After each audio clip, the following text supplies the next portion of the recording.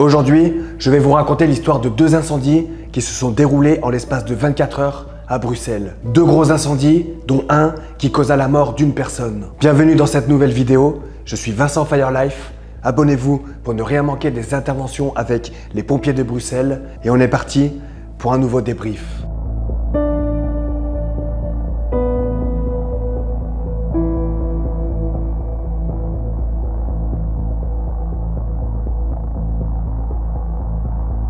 Dans la nuit du 3 au 4 juillet, les pompiers sont appelés pour un feu de toiture dans une usine abandonnée. À l'arrivée des secours, le portail qui donne accès à l'usine est fermé avec un cadenas. De la rue, nous entendons le crépitement du feu. Je suis avec la 30e compagnie.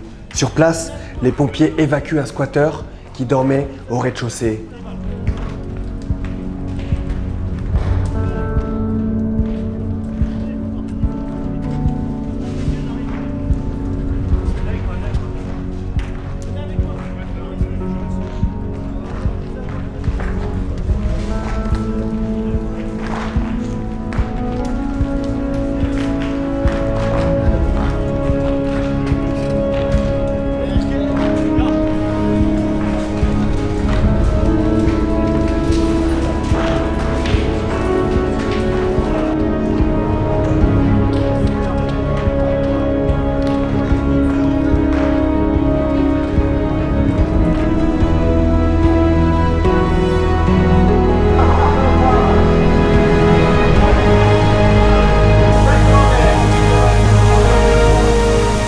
On a été appelé aux alentours de 2 h du matin pour un incendie.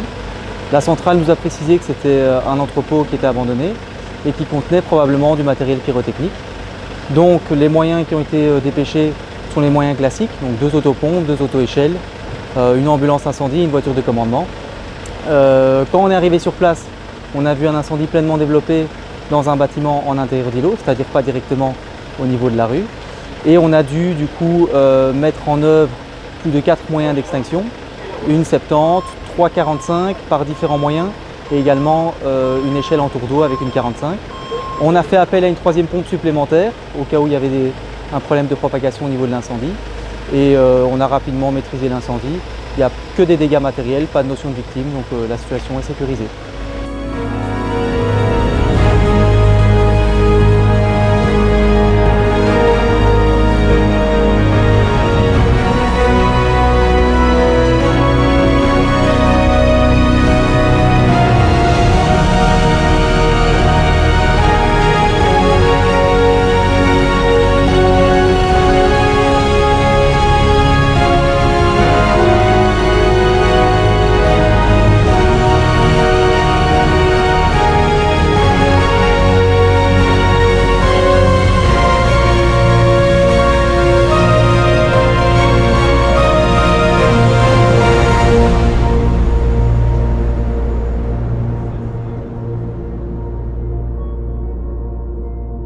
Comme toujours, les pompiers ont été rapides et efficaces. Bravo à eux. L'intervention que je vais partager avec vous maintenant est une intervention qui a coûté la vie à une personne. Nous sommes le lendemain, il est environ 2 heures quand les pompiers sont appelés pour un incendie. Je saute de mon lit, grimpe dans le véhicule de l'officier et rapidement, les messages radio confirment l'incendie. On est presque sur place, on voit déjà des flammes sortir. Là, Roger rentre dans l'ex. 3e et 4e en feu.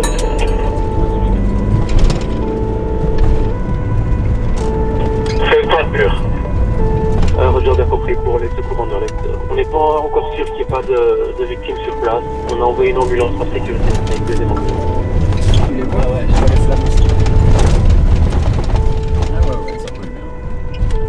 Allez. Dispatching pour 59, tu peux déjà faire rouler une 3e pompe.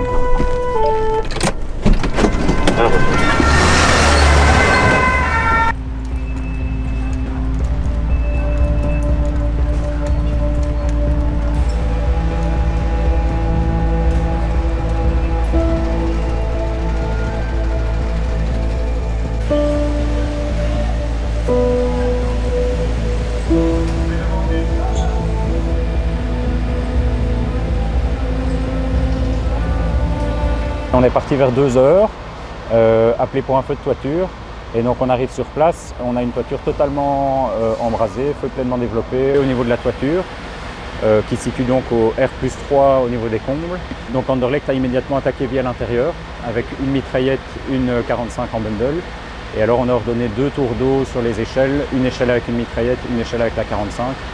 On a été rapidement maître du feu, donc après un quart d'heure je dirais que le feu de toiture était maîtrisé. Et puis ici, ça fait 2 heures qu'on est occupé pour le déblai, la brise du 2500. Les sous-offres sont comme toujours assez autonomes, donc il n'y a pas trop besoin de briefing avant l'attaque.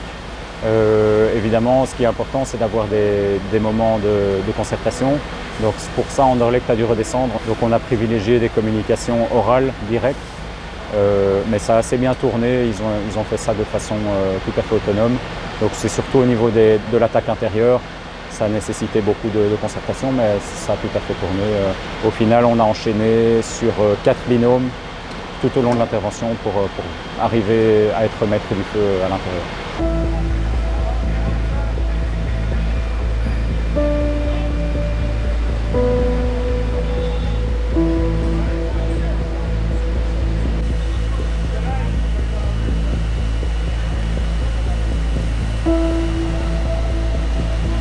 Plus tard, les pompiers découvriront le corps d'une personne décédée dans son lit. Malgré la rapidité des secours, les pompiers n'ont rien pu faire.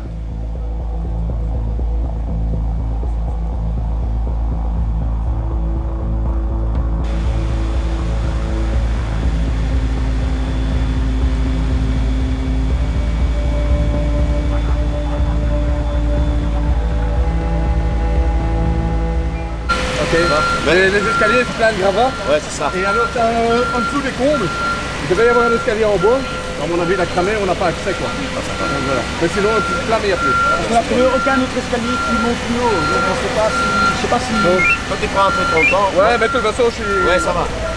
Vincent!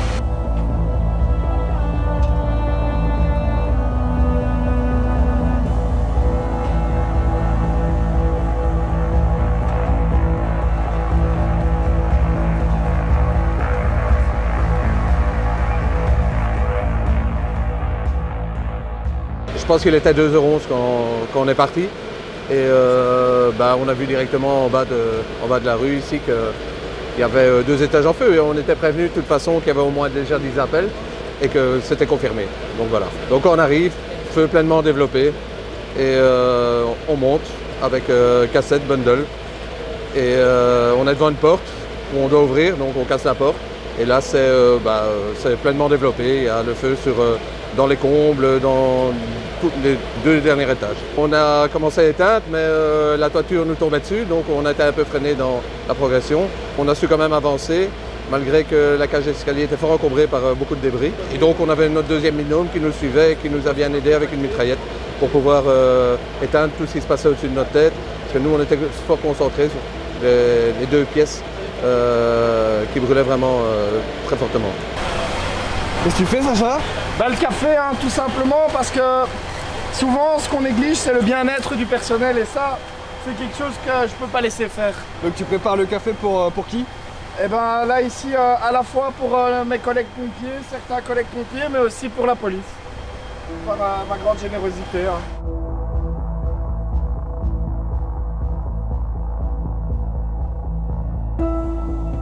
Au nom des pompiers de Bruxelles, j'adresse mes sincères condoléances à la famille, aux amis et aux proches de la victime.